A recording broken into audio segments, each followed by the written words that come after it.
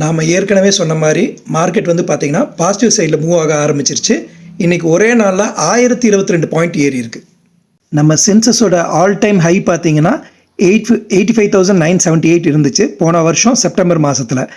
இன்றைக்கி வந்து ஒரே நாளில் 1022 பாயிண்ட் வந்து ஏறி இருக்குது.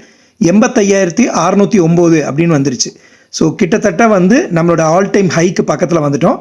அதே மாதிரி நிஃப்டி பார்த்தீங்க அப்படின்னாக்கா அதோட ஆல் டைம் ஹை போன வருஷம் செப்டம்பரில் வந்து 26,277 அப்படின்னு இருந்துச்சு. இன்றைக்கி வந்து பார்த்தீங்கன்னாக்கா அது 26,205 ஆகிடுச்சு. கிட்டத்தட்ட 320 பாயிண்ட் இன்றைக்கி ஏறி இருக்குது. இன்னொரு 72 பாயிண்ட் தான் இருக்குது அதோட ஆல் டைம் ஹையை வந்து டச் பண்ணுறக்கு. இனி ஒரு சில நாட்கள்லேயே வந்து அதோட ஆல் டைம் ஹையை வந்து அது பிரேக் பண்ணிடும். ஒன்ஸ் பிரேக் பண்ணுச்சு அப்படின்னா கண்டிப்பாக நம்ம ஏற்கனவே சொன்ன மாதிரி அதோட அடுத்த டார்கெட் அப்படிங்கிறது 1 லேக்காக இருக்கும். சென்சஸை பொறுத்த வரைக்கும். நிஃப்டியை பொறுத்த வரைக்கும் பார்த்தீங்கன்னா இது 40,000 மேலே இது போகும். ஸோ இதை விட ஒரு நல்ல ஆப்பர்ச்சுனிட்டி இன்வெஸ்ட் பண்ணுறதுக்கு நமக்கு கிடைக்காது. ஸோ ரொம்ப நாளாக வந்து நான் இன்வெஸ்ட்மெண்ட் ஸ்டார்ட் பண்ணணும் அப்படின்னு நினச்சிட்டு இருக்கக்கூடியவங்களா நீங்கள் இருந்தீங்கன்னா இதை விட ஒரு நல்ல ஆப்பர்ச்சுனிட்டி வந்து நமக்கு கிடைக்காது.